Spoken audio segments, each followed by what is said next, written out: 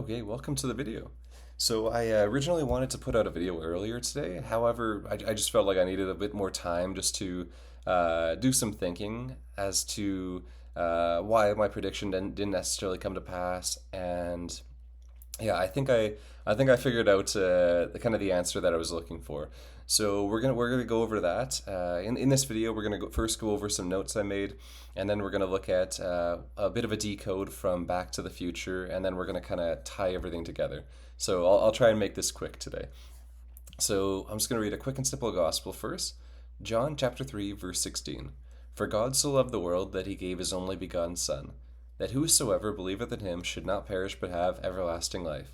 And that's all you have to do. All you have to do is believe in him. It doesn't matter how good of a person you've been in your life, or how often you've gone to church, or given to charity. There's no cosmic equation of good things you've done to bad that results in your salvation. Your only path to salvation is through believing in Christ's sacrifice on the cross. There is no other way. He is the narrow gate. It's a free gift, and all you have to do is accept it. That's it. Okay, so I'll just go with my notes first here.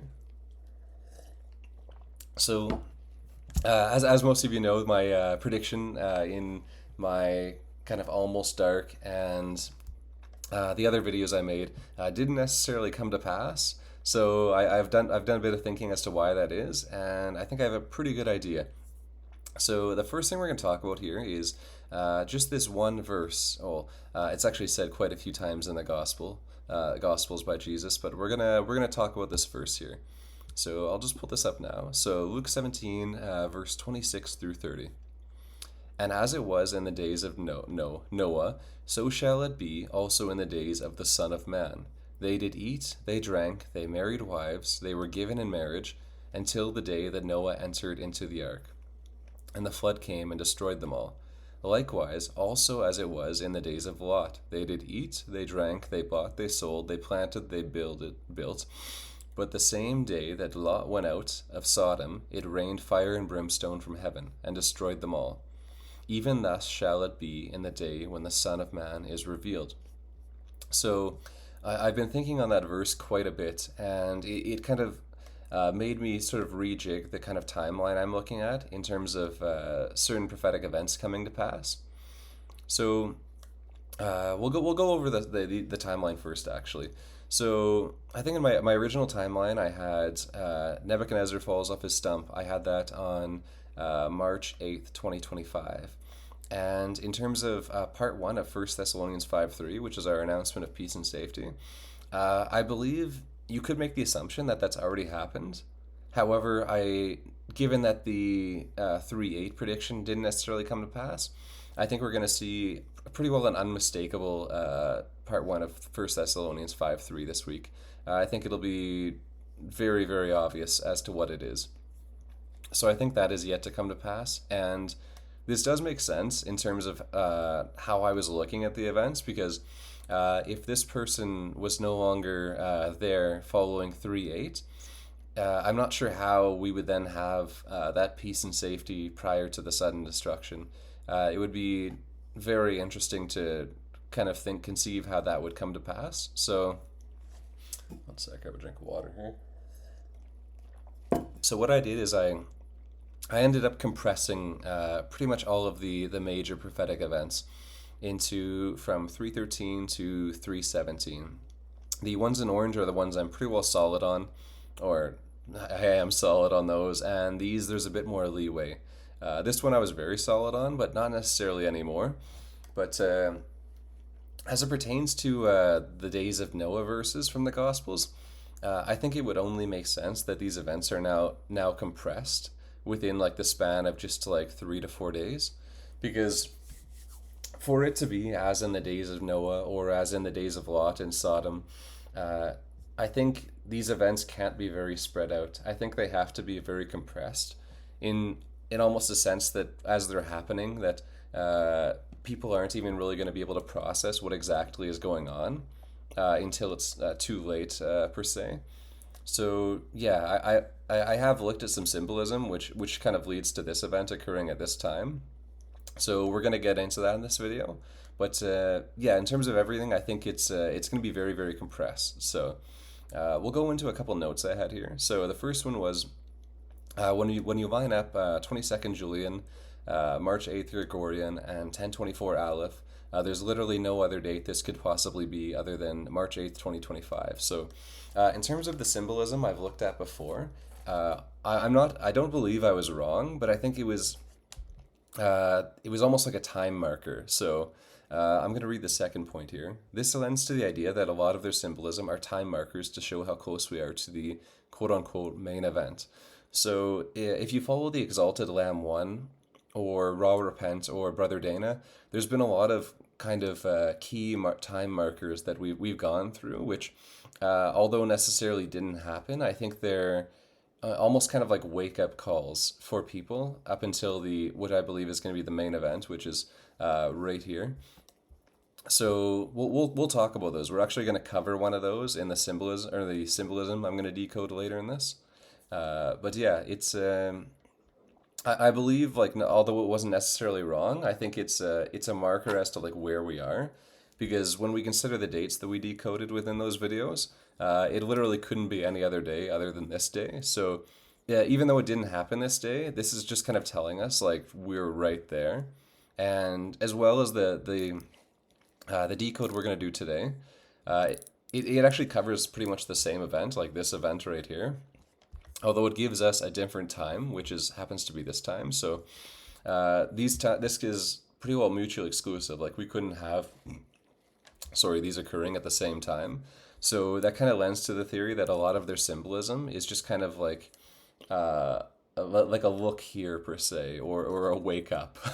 So I think that's essentially the function of a lot of that. But yeah, so third point here, there is no symbolism past 317. That is our backstop. So in terms of like all the symbolism I've studied for like as long as I've been doing this, which isn't honestly that long, but I have yet to see anything that goes past this date right here. I think this is like our ultimate backstop, and everything just converges here. So, although we've had symbolism which points to dates prior to this, for example, like there was a great deal of symbolism pointing to the Super Bowl on February 9th. Although nothing happened, I think this is just they're just kind of like time markers leading up to what is our ultimate backstop, and when like everything is going, all these events that we've seen are going to converge.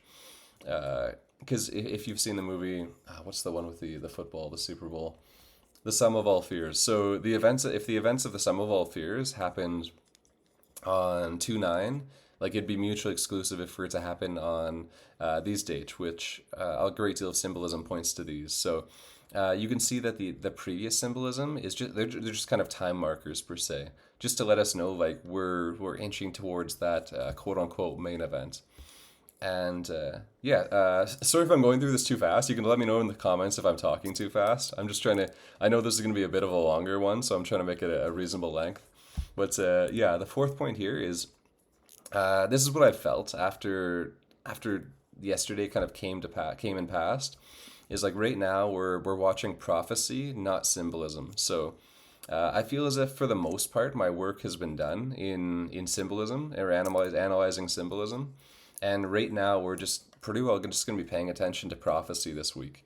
I am going to do like a little bit of decoding here and there, but I don't think it's very important. I think right now our most important thing to be doing is just watching the prophecy unfold. Right now we're looking at Damascus, Micah 4:9 with Netanyahu looking like he's about to step down. So yeah, it's right now. I think we're just watching prophecy right now, and our time of studying symbolism is very close to done. That'll be for tribulation saints and such who are here past these events. But for us, I think the importance of symbolism is it's waning. It's not going to be as relevant very soon. But yeah, so we'll just crack on here. I actually think I'm going pretty quick compared to how long I thought this would be. But yeah, so we're going to be going over just four different parts in this one scene from Back to the Future. And we're just going to be essentially looking at some of these points we covered, or we went over here, and how it's all relevant. So, The first thing we're going to look at here is the very start of the scene. So you have the clock tower here that's at 10:04. So remember that, 10:04. So we're going to fast forward here to 1:24. So there's a great deal we could go over in this scene. I'll show you one quick example here. Like right here, you have your pi, your blood moon reference right here with the pi sign. So there's a great deal we could be going over in this, but I'm just going to stick to what's relevant to the points we covered earlier. So let's fast forward here. We're going to go to 1:24. And let's play this out here.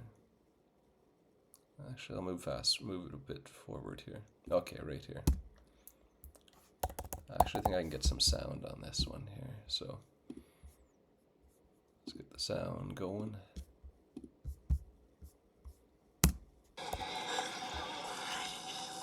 So Marty here comes back to the present, I guess, and he's just kind of looking around. Brett, So this is towards the end of the movie. you look great. Everything looks great. Okay, so we look over here and we have Brother Dana's covered this like very, very well. So I'm just kind of rehashing what he's said. So we had the time went from 1:23 to 1:24. So we're gonna make the assumption this is our January 23rd to 24th in 2025. And over here you have Bank of America. So we're gonna do a little gematria here. So let's go Bank of America. So Bank of America is 99 in ordinal, which also happens to be Rapture. So Rapture is also 99 in ordinal. So prior to this date, you could just make the assumption like, oh, it's going to be on January 24th. Like they have the Bank of America, that equals Rapture. This has got to be it. But obviously that day is coming past. So this is kind of like lending to the point that this is just like a time marker here. So we're going to keep going forward here. 124. I still got time. So he says 1:24. I still got time. So this is pretty much anyone around this time period who's an unbeliever. Like you still got time. That's kind of like what the point they're trying to make there. And we're gonna go to another gematria here. So another thing in the movie is you got the license plate out of time. So out of time is ordinal 104. So as same as the clock tower was 104. I think, as Brother Dana pointed out, what's being referenced here is Daniel chapter 10, verse 4. And in the 24th day, so the 24th day of the first month, as I was by the side of the great river, which is Hiddekel. So this is the reason they have that like 104 out of time and then like 104 in the clock tower is like it's probably referencing this verse, which is in itself referencing January 24th. So even though you have like out of time January 24th and then like it's on the clock tower, you would think like, oh, that must be the day, but like that day is coming past. It isn't. So it's just another time marker in the symbolism. Okay, so we're gonna rip through here to. So he's That's kind of loud. He's running back to the mall here, and we're gonna look at a bit of symbolism here. So we got 133. So later in the scene, this actually changes to 134. So we're gonna go ahead and make the assumption that is our 313. Let's get the orange off of there. We're gonna make the assumption. I think it went back. Okay, we're gonna make the assumption that's our March 13th to 14th. So he shows up the mall here, and you got J.C. Penney in the back. There's your Jesus Christ reference right there. So I think that's what they're showing you. And then Doc gets shot. So if we're gonna, I'm sure most of you can assume who Doc represents here. And then there's these guys are the Libyans. I'm sure you can have a pretty good idea who they represent. So we have Doc. It looks like he's getting shot at 313. So we'll keep going here.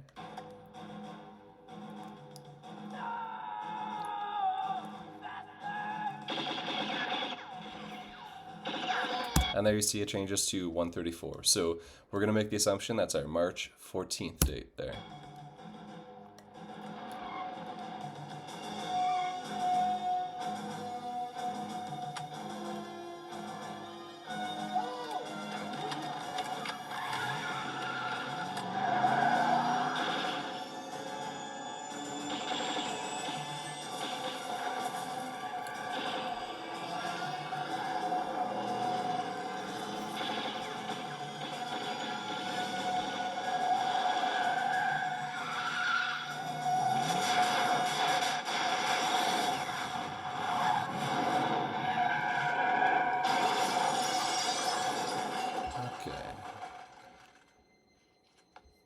So there's the Bride of Christ. They're gone.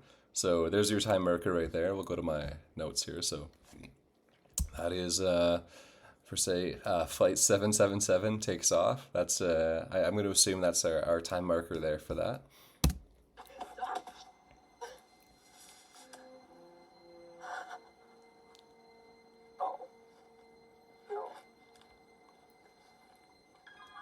And then what do you know? He's actually alive.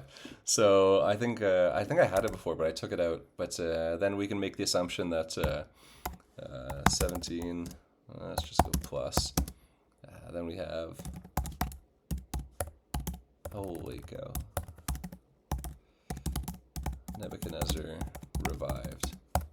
So let's just make the assumption that that's just like any time onward from this date here. So. Yeah, so he's back to life here, and most of you know what this represents here. So this would be essentially your Revelation 13. Let's just pull that up, actually.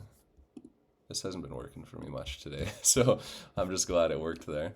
So let's go to Revelation 13 and 3. And I saw one of his heads, as it were, wounded to death, and his deadly wound was healed, and all the world wondered after the beast. So I'm not saying this person here per se is the beast, but definitely a member of the beast. So I think that's exactly what you're being shown. And when we take that into consideration, it really kind of verifies our dates we're looking at here. So if we then include like the sign of Jonah from like the Simpsons episode where you see the blood moon symbolism, then the sign of Jonah, the 3 days of darkness. So then you're everything's like really falling in line here. So then we have Nebuchadnezzar falls off his stump. So we got let's say we're going 14th to 15th, 15th to 16th, 16th to 17th. There's our 3 days of darkness right in there, and then we have Nebuchadnezzar revived, just as you see it right there. So that's a little bit of a rough estimate. That could be like 17, 18, depending on like the time of day. But yeah, I really like how this is all beginning to fit together here. But yeah, as I said at the start of the video, I think this is always going to be our key, as like the gospel and scripture always is. But yeah, as the days of Noah were. So I think most of this is really going to take people by surprise. Well, I think I know it is. But essentially, yeah, everything, people are going to think everything is normal, quote unquote, until you get to the latter part of these prophetic events here. But yeah, I'm starting to see everything begin to fit together, especially this right here really fits together with this right here. So as well, everything really fits together, to be honest. So I think for now, we're just going to be watching like prophetic events per se. I'm still going to be putting out some decodes time to time, just because like I enjoy it. But for the most part here, I think we're just going to be watching prophecy unfold, and it's going to be very, very interesting, and it's going to be great to see. But yeah, that's I actually think this video ended up shorter than I intended. Please let me know in the comments if I'm talking too fast or if this is like fine. I'd love the feedback. But yeah, thank you for watching, and please like, share, subscribe, and tell your friends. God bless. Thank you.